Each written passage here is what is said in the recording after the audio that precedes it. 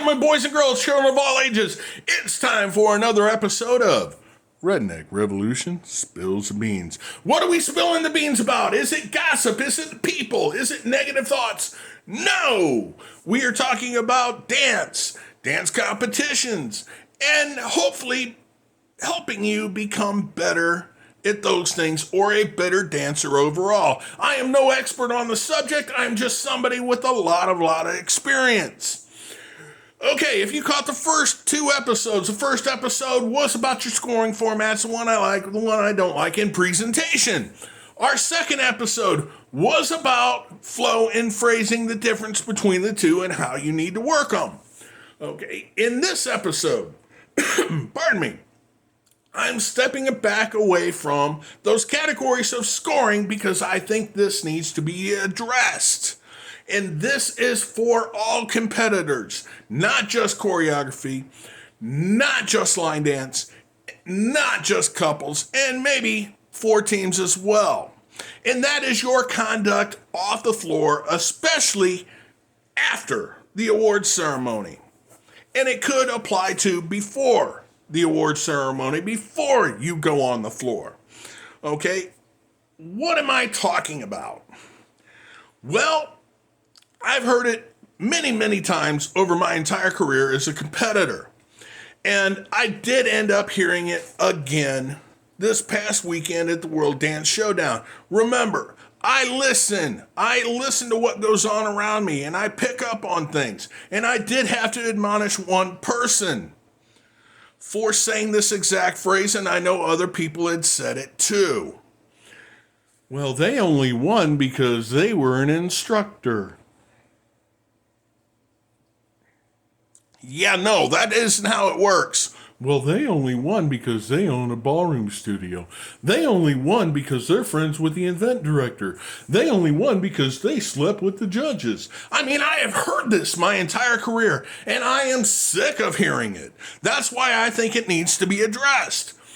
What you don't understand is when you are an event instructor and you also compete, if you have really good judges that have been doing it a while, sitting on the panel, guess what?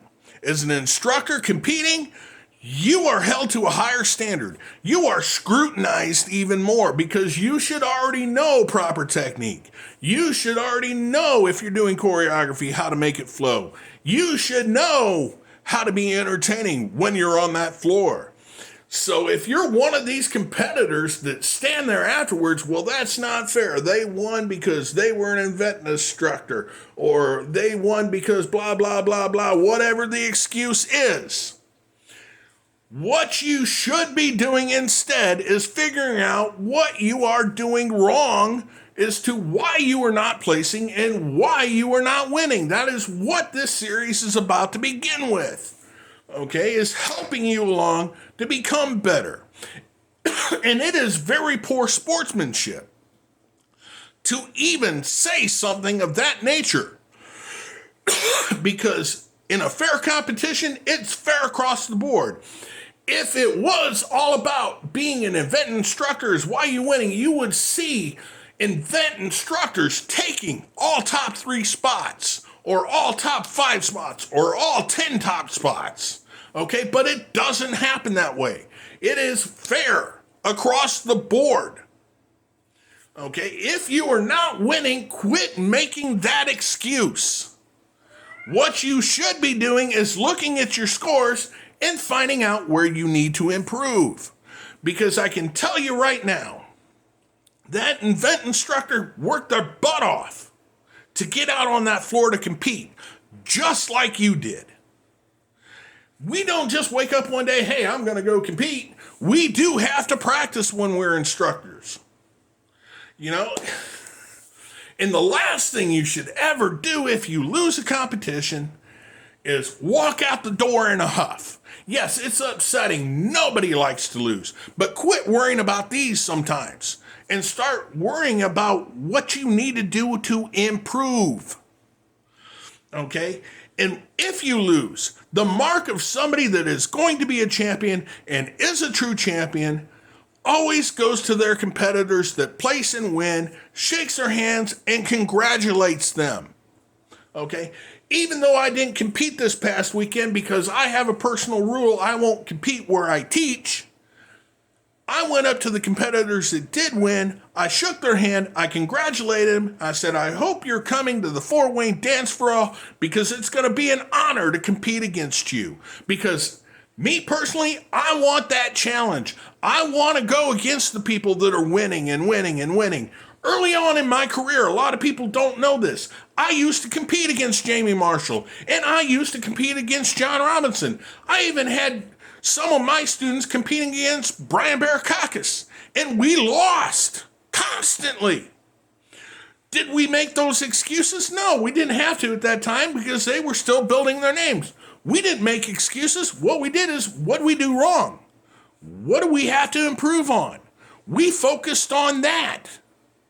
Not, oh, well, Jamie won because she's a two-time line dance champion. Oh, John Robinson won because he's a world champion. Brian Barakakis won because he's a world champion. No, we saw that as what we wanted to aspire to. Find out what they were doing right so that we could duplicate it and be standing right next to them on the podiums. We didn't go, well, we lost just because, he's an instructor. No. That is the worst excuse you can make. I would love the opportunity to go against Jamie Marshall again, to go against John Robinson, Joe Thompson, Guyton Mundy. Because when I went against them, I didn't know what I was doing. I was missing some of those cylinders in my engine. Now that I have those cylinders firing most of the time, I would love the opportunity to compete against them again, just to see how far I've come. And if possibly I found out that winning combination. And there are a lot of people that come to the Fort Wayne Dance for All that gun for me because I'm a two-time overall champion. There are some people who don't like seeing me walking through that door, knowing they're going to have to compete against me. There are others that love that opportunity, that David and Goliath, because they're pushing themselves to become better, learning. That's why I say there's no such thing as an expert, because there is something always more to learn. Never walk out of a competition feeling like it is somebody else's fault that you lost. It's nobody's fault. The old saying, winners focus on winning, losers focus on winners. What do I mean, winners focus on winning? Because when winners lose, when champions lose, they examine what they might have done wrong. But the people that constantly lose and they get mad about it, and never do anything to improve, will always be watching the winners. So that's some food for thought if you're a competitor. That's how I see it, and we will catch you all later.